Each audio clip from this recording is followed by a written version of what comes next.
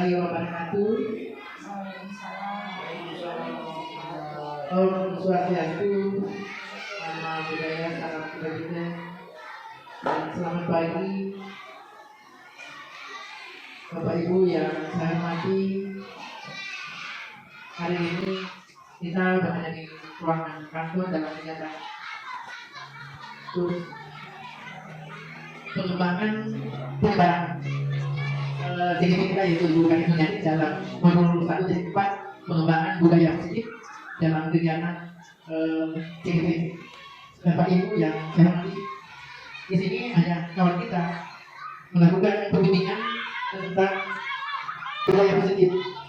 Jadi saya harap dan saya selaku kepala sekolah mengharapkan kepada kita semua, utamanya Bapak Ibu dan guru, dalam kegiatan ini khususnya CGP kita Ibu Karikunyati, kita sama-sama untuk membantu dalam kegiatan ini dalam hal pembimbingan budaya positif terhadap anak-anak, karena ini adalah suatu yang kita lakukan di sekolah kepada siswa kita, yaitu budaya positif. Yang mana budaya positif ini telah kita lakukan, yaitu kebiasaan terhadap anak itu nilai-nilai keyakinan dan kebiasaan-kebiasaan yang positif yang dilakukan di pihak murid. Dan ini bertujuan kepada murid apa ya, nilai-nilai yang positif yang kita laksanakan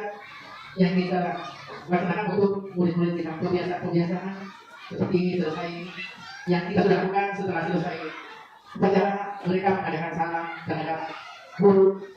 Itu adalah kebiasaan-kebiasaan yang kita semua bahwa kegiatan ini kita mendukung secara penuh agar dalam proses kebiasaan, proses disiplin nilai yang positif itu terlaksana dengan baik. Jadi saya harapkan semua khususnya dulu, apalagi dengan kegiatan CGP, kita sama-sama mengawal anak kita dalam hal untuk nilai-nilai itu. Semoga kawan kita ini Ibu Karikunyati dalam proses CGP untuk akan tentu dapat terlaksana berjalan dengan lancar.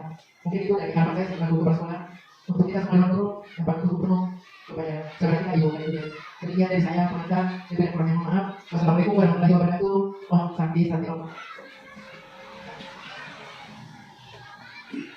Terima kasih atas waktu yang diberikan. Assalamualaikum warahmatullahi wabarakatuh. Om Swastiastu, selamat pagi dan salam sejahtera bagi kita semua. Pertama-tama, marilah kita senantiasa memanjatkan puji dan syukur atas kehadiran Tuhan Yang Maha Kuasa, yang mana di pagi hari ini kita masih diberikan kekuatan, kesehatan, sehingga dapat berkumpul dari kantor SD 3 dan ini dalam rangka ikut penyampaian penyebaran nilai-nilai positif, disiplin positif yang disebarkan oleh salah satu rekan guru kita yang telah lulus, dan itu pendidikan guru penggerak. Ini suatu kebanggaan buat kita bersama di SD 3 yang ini, dimana saya sebagai seniornya juga pernah melakukan hal seperti di sekolah.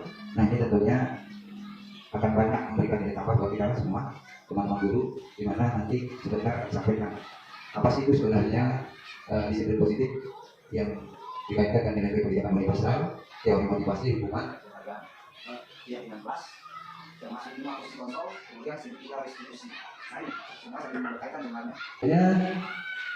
Mungkin nanti ini sebentar akan dijelaskan oleh Ibu Kadek apa-apa itu segitiga restitusi dan sebagainya.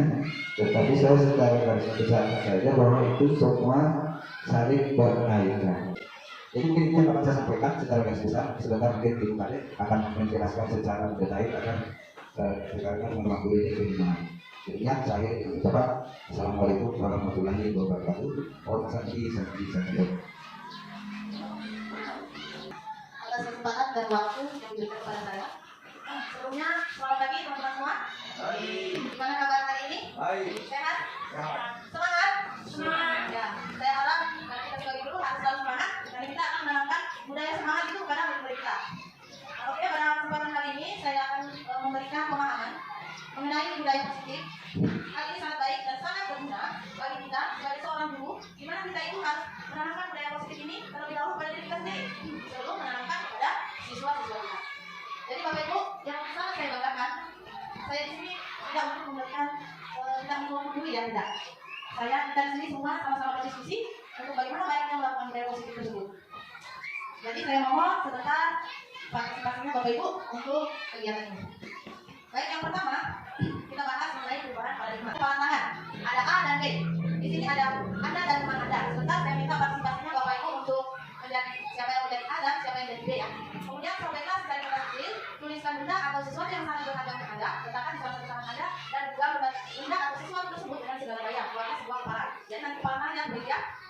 teman-teman, ini untuk tugasnya A.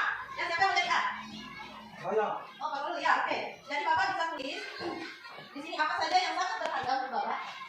Apa saja yang sangat berharga untuk Bapak ditulis, kemudian dikepal, disimpan di kepala tangannya. Kemudian B akan mencoba dengan sekuat tenaga dengan berbagai cara untuk meminta A memberikan benda tersebut. Nah, jadi B ini bisa membujuk, bisa mengancam, bisa juga menghadik, merayu, menyuap, dan apa saja yang bisa. Yang penting ini A ini bisa membuka kepala, maksudnya yang B ini bisa membuka kepala dari si A atau Bapak Ibu. Siapa yang B? Bapak Ibu? Di kelas ini. Betul. Enggak sama anak-anak tidak bisa. Ayo, ya Bapak tuh saya, Bapak senior saya di Polres angkatan 7. Sudah Pak? Ya silakan dikepal, Bapak bisa merapat ke A. Ayo Bapak. Ya Bapak bisa rayu, Bapak Lu bisa rayu, bisa ngacam, bisa juga menyuap, apa saja deh yang penting. Bapak Lu bisa membuka, mau dia buka kepala tangannya. Ayo Pak. Apa yang mau kembali? Apa yang bukan Semua kertas ada tulisannya. mana kan bisa lagi? Gimana kok? Mana Kita kita sekarang dalam dipaksa terus. Itu dari dia. bisa lebih lagi bilang ada itu. Oh, tidak sempat apa yang Kan berbagi itu enggak? Coba iya. Iya, ada kata syaratnya akan tangan saya yang sini, akan kirinya. Kalau kamu coklat, ya saya kasih. Kalau kamu Tidak, saya percaya itu dalam tangannya Pak Lutfi. dia nggak Ada pengetahuan. Ada pengetahuan di dalam dia Ada lagi dong. tangannya dia Supaya orang tidak. Iya. Jadi kalau nanti Pak Lutfi meninggal, uangnya ada. Kalau tidak boleh beli, tidak boleh. Kita berbagi. Kalau ilmu itu kalau berbagi itu akan berbagi.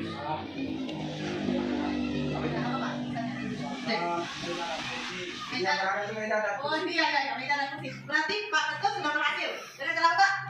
Rayu.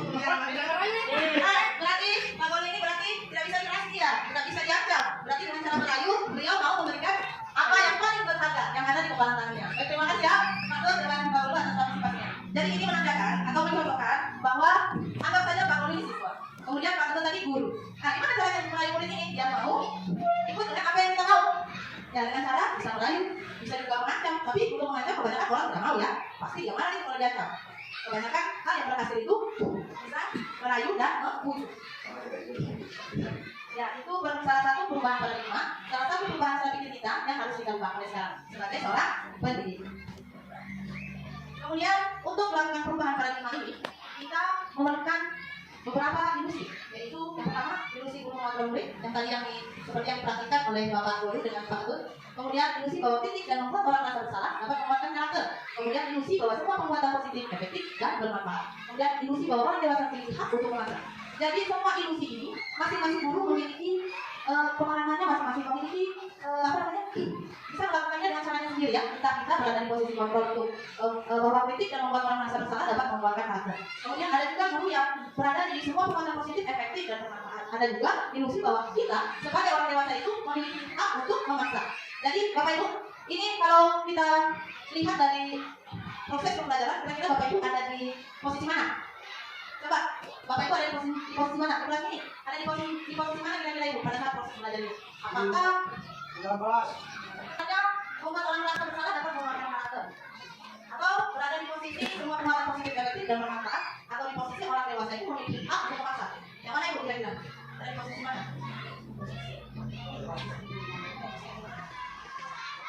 Posisi guru pengajar murid. Misalnya Pak, misalnya kalau pengajar murid itu gimana? Kalau mengajar murid mungkin seperti saya pribadi seorang guru itu misalkan anak sedang belajar, jadi kita tidak bisa meninggalkan anak sepenuhnya. Jadi kita selalu mengontrol murid itu dia belajar apa, seperti apa, kita selalu mengontrol supaya meskipun murid itu belajar sesuai dengan keinginannya tapi kita tetap harus mengontrol. Baik, itu tadi dari teman. Yang mana posisinya itu mengontrol murid. Jadi proses pembelajaran itu dia mengontrol murid itu dalam proses pembelajaran. Kemudian kita lanjut lagi yang untuk paradigma atau stimulus respon, teori kontrol dan teori pilihan. Jadi siapa sesungguhnya yang memiliki kontrol? Di sini tentu kita yang baik sebagai orang dewasa atau guru kita. Jadi ubahlah paradigma itu dari stimulus respon menjadi teori kontrol atau pilihan. Misalnya kita mencoba mengubah orang agar berpandangan sama dengan kita. itu yang stimulus respon. Sedangkan teori kontrol itu kita berusaha memahami orang lain tentang dunia. Nah, kemudian yang kedua, perilaku buruk dilihat sebagai suatu kesalahan. Sedangkan untuk teori kontrol, semua perilaku memiliki tujuan. Untuk yang ketiga, orang lain bisa mengontrol saya. Sedangkan untuk teori kontrolnya hanya Anda yang bisa mengontrol diri Anda. Saya bisa mengontrol orang lain, Anda tidak bisa mengontrol orang lain. Kemudian memastikan Anda pada saat hubungan gagal, kolaborasi dan konsensus menciptakan pilihan-pilihan baru. Nah, kemudian untuk model berpikir menakal.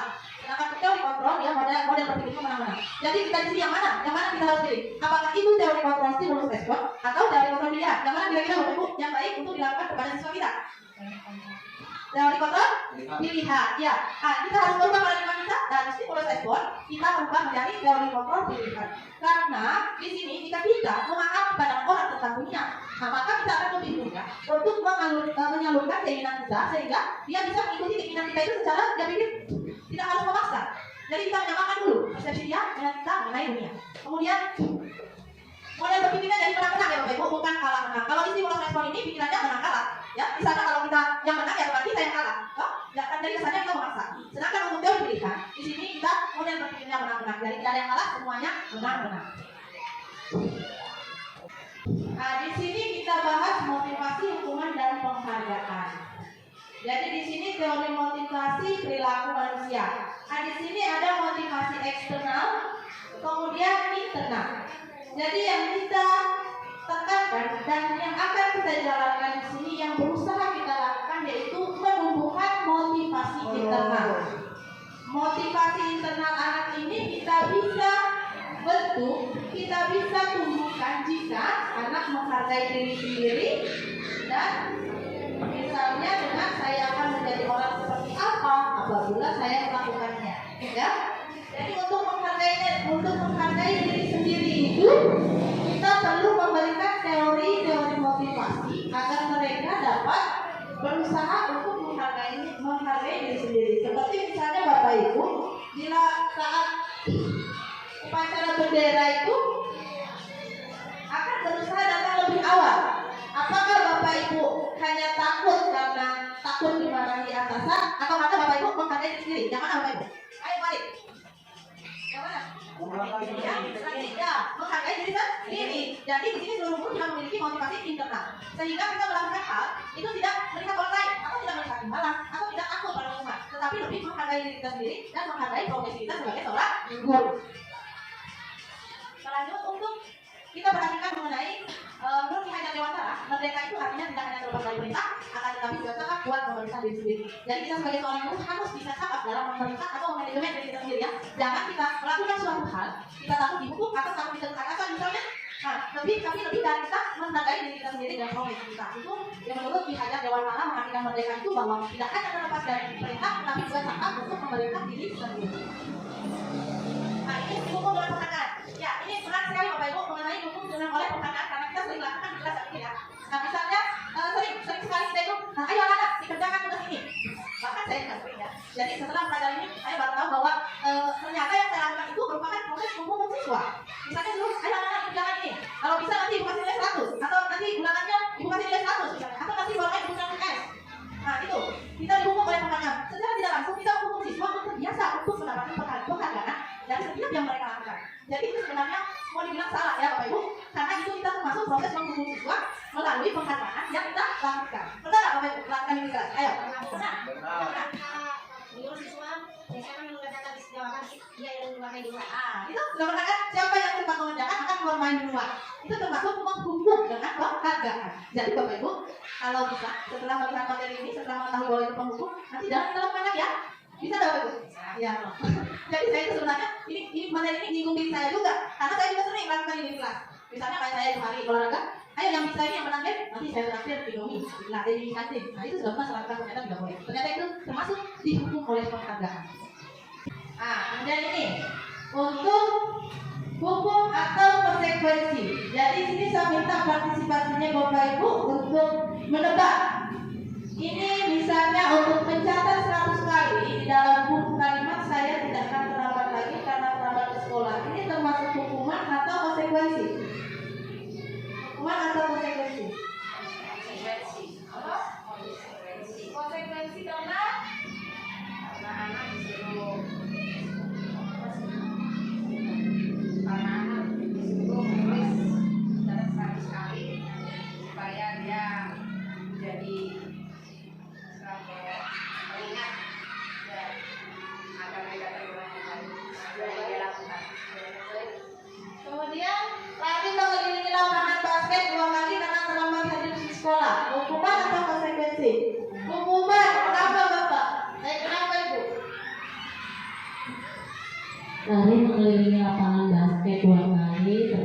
hukuman. Karena di situ yang terlambat hadir di sekolah. Dia kan apa? Termasuk aku akan langsung sudah lama hukum kami apa? Untuk yang boleh diminta besar hukuman. Kemudian mengajukan atas pasangan yang telah oleh konsekuensi. Kemudian membersihkan tumpah air di meja, tulis akan tersenggol pada saat belajar. Hukuman atau konsekuensi? Ya. Baik, konsekuensi. Kemudian boleh disuruh untuk tidak menggunakan sepatu yang sekolah karena tidak menggunakan sepatu hitam, termasuk hukuman. Ya. Lari melalui lapangan basket bola karena tambah 10 menit untuk belajar menyokan. Ya, tentukan 30 menit untuk belajar menyokan. Nah, ini yang termasuk hukuman yang pertama. Mencatat 100 kali dalam kalimat, saya tidak akan terlambat. Lagi karena terlambat ke sekolah itu merupakan hukuman. Jadi hukuman itu tidak direncanakan ya, Bapak. Hukuman itu ya, tidak juga Pak. Bisa juga bersifat non fisik atau kata-kata. Misalnya kamu ini atau kamu salah, kamu gagal. Itu termasuk juga hukuman. Nah, jadi misalnya kalau hukuman itu tidak terencana atau istilahnya itu terjadi begitu saja pada saat itu. Sedangkan konsekuensi kan sudah jelas bahwa jika kita melakukan sesuatu, maka kita harus memperbaikinya dengan cara punya konsekuensi dari hal yang kita lakukan tersebut. Misalnya ketika kita sudah kemarin kali berkoreksi, karena kita sudah anak siswa yang sudah berkoreksi, maka harus digantikan. Ya, konsekuensinya harus digantikan. Saya kira sampai sini sudah sering ya dari kelas ya, Bapak Ibu, sangat sering sekali. Ya, hanya kita tidak paham mungkin yang mana konsekuensi. Jadi di sini inilah nilainya untuk kita berdiskusi, mengetahui bersama, belajar bersama, bersama-sama mengetahui yang mana hukuman, mana itu konsekuensi. Nah, ini untuk perbedaan hukuman dan konsekuensi ya. Saya kira sudah dijelaskan tadi. Dan untuk hukuman itu biasanya anak-anak itu akan membenci. Semakin kita hukum, maka dia akan membenci peraturan tersebut atau membenci kedisiplinan tersebut. Sedangkan untuk konsekuensi, anak akan lebih menghargai disiplin. Jadi dia mampu bertanggung jawab atas apa yang dia lakukan. Jadi tidak, istilahnya dia itu diberi kesempatan untuk memperbaiki diri kalau konsekuensi. Sedangkan hukuman kan tidak. Kalau sudah salah ya dihukum gitu. Jadi itulah yang hal paling buruknya dari menerapkan hukuman ini. Kemudian dapat mendorong anak menyakiti diri sendiri, ya Bapak Ibu. Sangat mendorong anak menyakiti diri sendiri. Anak-anak yang misalnya kurang sosialisasinya itu akan merasa takut apa maka tidak mau sekolah lagi setelah dihukum sering kan? Kita kan takut dia karena nanti dihukum lagi. Dia tidak diberi kesempatan sama sekali untuk menjelaskan dirinya. Sedangkan untuk konsekuensi dia akan mendorong anak agar mudah menyesuaikan diri. Nah, disinilah yang menjadi pertimbangan kita dalam melakukan proses memberikan penghukuman kepada siswa. Nah, di sini efeknya itu marah, rasa bersalah, kemudian dipermalukan, merasa tidak dihargai. Iya, karena kalau kita menghukum siswa itu kita sering lihat bahwa dia nantinya akan dipermalukan di situ, akan diejek sama temannya, karena habis dihukum. Nah, di situ dia akan merasa malu, marah ya. Kemudian kita saja Bapak Ibu pasti misalnya kita ditegur, kalau alasan kita debat kepada teman-teman pasti marah kan? Pasti merasa tidak dihargai, merasa nantinya kita malu sama teman-teman yang lain. Begitu juga anak-anak kita. Sedangkan untuk konsekuensi sendiri itu hanya bilangan hak membuat tidak nyaman dihasilkan untuk sementara waktu. Jadi tidak separah efeknya saat kita melakukan hukuman kepada siswa. Jadi efeknya itu tidak terlalu berat ya, tidak terlalu mencoreng karakter siswa itu sendiri. Nah, di sini kita lanjut untuk membahas restitusi. Nah, tadi berhubungan dengan memberikan penghukuman siswa. Jadi dengan cara restitusi sendiri ini kita dapat membentuk karakter siswa itu lebih kuat lagi. Nah, di sini restitusi adalah proses menciptakan kondisi bagi murid untuk memperbaiki kesalahan mereka sehingga mereka bisa kembali pada kelompok mereka dengan karakter lebih kuat. Restitusi juga merupakan proses kolaboratif yang mengajarkan murid untuk mencari solusi untuk masalah mereka dan membantu murid berpikir tentang orang seperti apa yang mereka inginkan menjadi tujuan kuliah dan bagaimana mereka harus memperlakukan orang lain. Nah, di sini diajar siswa itu untuk menghargai orang lain dan menghargai dirinya sendiri. Nah, di sini ada identitas gagal dari hukuman. Nah, yang tadi kita bahas kan sudah hukuman dan konsekuensi. Jadi hukuman itu akan menciptakan identitas gagal pada siswa ya Bapak Ibu. Nah, peraturan itu dianggap itu harus. Misalnya nanti saya pakai baju baju olahraga berdasarkan jam olahraga itu harus. Nanti dia tidak bisa menjelaskan lagi, misalnya dia salah menggunakan seragam, dia tidak ada waktu untuk menjelaskan sehingga hasilnya akan dihukum. Nah, seperti itu. Kemudian di sini ada sesuatu yang menyakitkan harus terjadi, itu hukuman. Pasti akan menyakiti diri siswa, menyakiti hati siswa saat kita melakukan hukuman. Kemudian tidak nyaman untuk murid anak untuk jangka waktu panjang. Iya, malunya itu. Pasti siswa ini merasa malu dalam jangka panjang. Sangat terpukul ya kalau habis dihukum itu. Misalnya kayak saya pribadi pernah dengan dihukum itu di Tegal sampai sekarang Bapak Ibu saya ingat pernah dipukul teman saya gara-gara teman saya menyantek sampai sekarang saya ingat, sama gurunya pun sampai sekarang saya ingat. Jadi gitu ya, itu dampaknya bagi siswa itu sangat jangka panjang ya. Kemudian korban mendapatkan keadilan, iya memang benar korban keadilan, sedangkan yang dihukum ini apa? Pasti jangan malu sepanjang hidupnya ya. Kemudian konsekuensi sesuatu yang harus terjadi karena harus bertanggung jawab atas apa yang dia lakukan. Kemudian memang dibuat tidak nyaman tapi jangka waktunya pendek. Kemudian murid akan memahami peraturan itu untuk konsekuensi. Sedangkan untuk restitusi sendiri, di sini merupakan cara paling baik untuk melakukan keadilan kepada siswa. Di mana restitusi ini merupakan pilihan, jadi siswa memiliki waktu untuk memilih kamu ini mau seperti apa, kamu ini melakukan ini atas dasar apa. Nah seperti itu. Kemudian lakukan untuk murid karena dalam jangka waktu panjang. Jadi dia akan tumbuh menjadi siswa itu yang bisa karakternya itu lebih kuat dalam menghadapi segala masalah. Nah, sedangkan untuk masalahnya sendiri akan terpecahkan masalahnya karena kita tahu nanti dari hasil pengamatan kita akan tahu ini anak melakukan kesalahan atas dasar apa. Nah di situ kita akan cari jalan keluarnya bersama siswa tersebut. Di sini juga ada kata apa yang kamu yakini, apa yang bisa kamu lakukan untuk memperbaiki masalah ini. Nah ini salah satu cara untuk memberikan pilihan kepada siswa kita bahwa dia itu bisa pilih kamu ini ingin jadi seperti apa. Kamu ini apa yang nilai yang kamu yakini sehingga kamu melakukan hal seperti ini. Nah, kemudian murid atau anak akan menghormati dirinya sendiri dan orang lain. Ini sangat positif dan berhubungan langsung dengan membudayakan nilai-nilai positif kita dalam lingkungan sekolah ya Bapak Ibu. Ini ciri-ciri restitusi. Kira-kira Bapak Ibu sudah pernah belum melakukan ini Pak? Sudah pernah belum Bapak Ibu? Kira-kira ciri-ciri restitusi.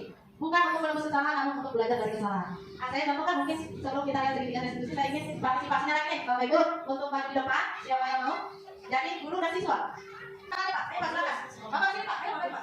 Jangan sini sana nih ya. Gimana Pak? Cara maju saya gimana? Olahraga kan? Masa? Wah, berarti kamu tidak bisa olahraga. Terpaksa langsung dari kelas. Kalau tidak bisa olahraga, langsung di kelas, mau baca buku. Baca berapa? Bisa? Bisa. Itu Pak, itu Pak. Dari mana Pak? Muridnya Pak? Dari mana muridnya Pak? Ya, kemana yang baca buku? Mereka juga pernah pakai olahraga. Baik. Nah itu termasuk cara untuk tadi itu termasuk apa nih? Hukum atau konsekuensi? Menghukum ya, karena terjadi begitu saja. Dan misalnya kalau dari siapa baca olahraga harus menulis di maluan di sini. Termasuk menghukum. Nah itu yang selama ini sering kita lakukan, betul? Betul tidak? Betul ya, kita sering melakukan itu. Bahkan hampir setiap hari kalau ada sesuatu masalah, langsung nih, kamu salah nih, kamu harus lakukan ini, kamu harus dihukum. Pasti seperti itu. Ya, oh ya, Bapak berpengalaman pasti tidak, yang sudah tahu ini restitusinya kayak apa. Yang kita lanjutkan Bapak Ibu, itu tadi sekilas mengenai masalah yang ada di kelas yang bisa kita bisa sebagai contoh dalam kegiatan sehari-hari sebelum kita mempelajari restitusi ini. Nah sekarang kita akan lihat cara untuk merestitusi. Nah, sebelum melakukan restitusi, kita perlu melakukan yang namanya membentuk keyakinan kelas dulu. Harus punya keyakinan kelas dulu Bapak Ibu. Jadi harus membentuk yang namanya apa sih yang diyakini siswa dan kita sendiri di dalam kelas. Sudah ada keyakinan kelasnya? Yang belum ada yang belum ya. Itu belum kita sudah. Kelas 5 gimana Pak? Sudah ada kelas 4 gimana Pak? Sudah ada juga. Saya yakin di sini semua guru yang profesional sudah memiliki keyakinan kelas. Adapun yang belum nanti bisa mulai dibuat ya Bapak Ibu. Kita lanjut. Mengapa tidak peraturan saja? Mengapa harus keyakinan kelas? Iya, karena kalau peraturan itu sifatnya kaku. Kaku sekali. Peraturan itu harus. Sedangkan keyakinan itu memiliki kata positif, misalnya datang tepat waktu, atau menghargai guru yang menjelaskan, atau saling menghargai antara siswa dan guru, itu bisa menjadi sebuah keyakinan. Menjaga kebersihan itu bisa menjadi keyakinan. Jadi jika siswa itu sudah yakin terhadap apa yang kita lakukan, maka dia akan bertanggung jawab, ya tak? Betul? Iya, betul sekali. Pasti dia akan bertanggung jawab dengan apa yang telah dia yakini. Ya tak Bapak Ibu? Ya, jadi yang pertama yang kita lakukan adalah buat dulu keyakinan kelas kita. Sehingga saat mereka melakukan pelanggaran, kita dapat tanyakan pelanggaran apa, keyakinan kelas yang mana yang kamu langgar, seperti itu. Baik. Coba masih semangat. Semangat. Coba sekarang untuk keyakinan tangan itu saya ada sedikit mengenai kayaknya Dewi ini sudah pernah ya, sudah pernah. di kelas. Bumi itu bulat. Bumi itu bulat. Kalau 6 sama dengan 1, 10 sama dengan 1, 88 sama dengan 4. Kalau 800 8 sama dengan berapa? 808 sama dengan berapa? 5. Ya, 5 apa yang dihitung Bapak Ibu? Ya, nolnya bulatnya ya. Selama ini kita ajarkan sama siswa pasti sudah senang. Kamu masih kangen enggak? Tidak tahu? Tidak tahu, masih semangat. Ayo satu lagi. Kalau pesawat mendarat di tempat yang datar. Pesawat mendarat di tempat yang datar. 71 sama dengan 2. 11 sama dengan 2. Kalau 70 berapa Bapak Ibu? 1. Ya 1 mantap. Berarti sudah sering ini speaking kelas. Yang lain kan saya kira itu kita lanjutkan lagi mengenai keyakinan tadi. Kemudian di sini kita lihat kita selama ini hanya tahu mengenai peraturan kelas. Peraturan kelas sekarang kita rubah paradigma kita menjadi keyakinan kelas dulu. Kita bentuk dulu keyakinan kelas. Setelah terbentuk keyakinan kelas, maka akan ada lingkungan yang positif. Sehingga lingkungan positif itu akan berubah menjadi budaya positif.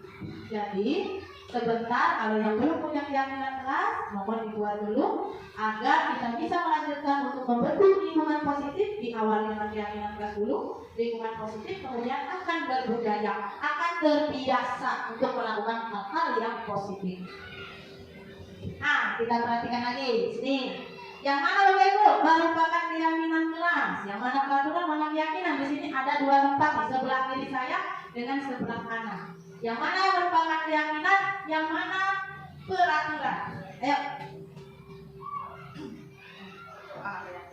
Yang mana? Berdoa. Yang mana Ibu Guru? Ibu Guru kelas 2. Iya. Semuanya kan sama-sama kesepakatan kelas. Nah, yang mana yang merupakan keyakinan? Yang masuk keyakinan ini Pak, yang mana? Dan yang peraturan yang mana? Akan tepat waktu mengucapkan salat, menjaga kebersihan sholat, berdoa sebelum dan sesudah kegiatan, aktif dalam pembelajaran biar bersih. Yang mana? Keyakinan. Ya, berdoa keyakinan. Mana lagi? Kalau peraturan yang mana? Menjaga kebersihan. Menjaga kebersihan. Mana lagi yang merupakan keyakinan?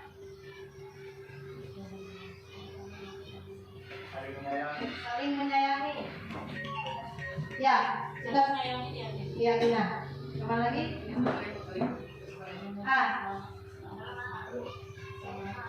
Berikan semangat belajar, jaga kebersihan. Nah, yang mana? Kalau jaga kebersihan sekolah itu apa? Peraturan atau keyakinan? Ya, peraturan. Di sini kita simpan pertanyaannya Bapak Ibu. Ini sudah jelas. Bagian kiri saya ini merupakan peraturan. Sedangkan bagian kanan itu keyakinan.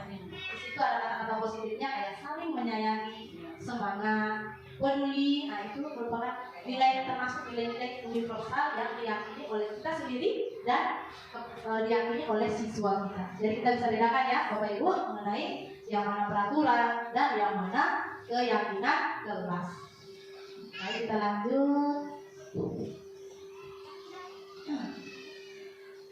Nah, untuk kita lihat untuk kebutuhan dasar manusia dan dunia berkualitas. Di sini kalau kita ingin masuk ke dalam dunia berkualitas siswa itu, maka kita harus mengetahui kebutuhan dasar manusia. Kita lihat kebutuhan dasar manusia itu ada 5. Jadi ada kasih sayang dan rasa diterima, ada penguasaan, ada kesilangan, ada kebebasan, ada juga bertahan hidup. Masing-masing kita miliki ya Bapak, bukan hanya siswa kita, tapi kita juga memiliki kebutuhan dasar ini. Nah, nantinya yang akan bisa menjadi landasan untuk mengetahui apa sih sebenarnya kebutuhan dasar anak ini sehingga dia melakukan ini, kan begitu. Kita lanjut tema posisi kontrol. Ini kita sudah bahas tadi di awal yang sudah dijelaskan oleh Pak Guru Penggerak kita, Pak Ketut Mujana tadi mengenai posisi kontrol itu ada membuat, membuat rasa bersalah, ada teman, pemantau, manajer. Nah, di sini ada kata-katanya. Misalnya kalau menghukum, guru berkata, kalau kamu tidak melakukannya, awas ya, rasakan ya, gitu kata-katanya. Awas kamu, awas. Itu termasuk buat hukum. Kemudian rasa bersalah, kamu seharusnya, kamu sudah tahu, ibu rasakan yang mengatakan itu, ibu mengatakannya, ibu stres, itu merasa bersalah. Misalnya, kamu tak kasihan sama ibu guru tapi kamu tidak mau dengarkan, itu sering kan? Begitu? Itu termasuk membuat rasa bersalah, posisi kontrolnya. Kemudian, ayo lakukan demi ibu. Masa kamu tidak mau? Ingat tidak ibu pernah bantu? Itu posisi kontrol teman. Ayolah demi ibu, atau ayolah demi saya, atau ayolah lakukan demi ini. Nah, begitu. Untuk pemantau, pemantau itu ditanya apa peraturannya? Kenapa kamu melanggar peraturan ini? Kan seperti itu. Itu untuk pemantau. Sedangkan posisi manajer ini merupakan posisi paling baik yang kalau bisa ini yang dilakukan. Yang pertama kita lakukan bisa kita katakan apa yang kita yakini. Nah, yang tadi kebutuhan keyakinan kelas itu kita tanyakan dulu apa keyakinan kelas yang sedang kamu langgar. Gitu. Makanya dalam membentuk sebuah budaya positif itu harus kita bikin dulu keyakinan kelas. Apa yang bisa kamu kerjakan untuk memperbaiki masalah ini ya. Jadi kalau misalnya keyakinan kelasnya misalnya sudah dilanggar, apa yang bisa kamu lakukan untuk memperbaiki masalah ini? Kita lakukan, berikan dia waktu untuk berpikir gimana cara memperbaikinya. Nah di sini untuk manajer sendiri itu memiliki evaluasi diri sendiri bagaimana cara memperbaiki diri. Ya, jadi dia itu bisa memperbaiki diri dan bisa menghargai diri sendiri dan orang lain. Nah ini pertanyaan-pertanyaan di sini siapa yang mengatakan? Saya kecewa sekali dengan kamu membuat merasa bersalah. Siapa yang mengatakan ini? Bukan ada siswa, Ibu? Ya, guru saya kecewa sekali dengan kamu. Itu membuat merasa bersalah. Kamu tidak pernah benar melakukannya. Itu siapa yang mengatakan? Ya, gurunya. Itu posisinya menghukum. Kamu ini salah terus, tidak pernah benar. Nah, itu termasuk menghukum. Ayolah, lakukan demi ibu.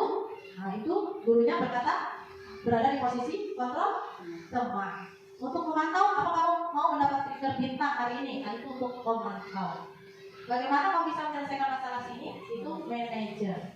Kamu selalu yang paling terakhir, itu penghukum. Ya, saya kira sudah bisa membedakan ini yang mana posisi kontrol bersalah, mana penghukum, mana teman, pemantau, dan manajer. Nah, kita sampai pada segitiga restitusi, Bapak Ibu. Ah, ini kalau ada anak membuat kesalahan itu bisa kita lakukan yang pertama menstabilkan identitas. Stabilkan dulu identitasnya. Misalnya kita bisa katakan setiap orang pasti pernah melakukan kesalahan. Kamu bukan satu-satu yang pernah melakukan kesalahan. Misalnya kita tanya kenapa kamu harus berkelahi saja. Iya dulu. Nah, kita bilang oh tidak apa-apa. Memang semua orang pernah melakukan kesalahan. Misalnya ibu juga pernah melakukan kesalahan. Itu bisa kita katakan kepada siswa kita untuk menstabilkan identitasnya. Kemudian lanjut validasi tindakan atau validasi kebutuhan. Ini memvalidasi tindakan salah.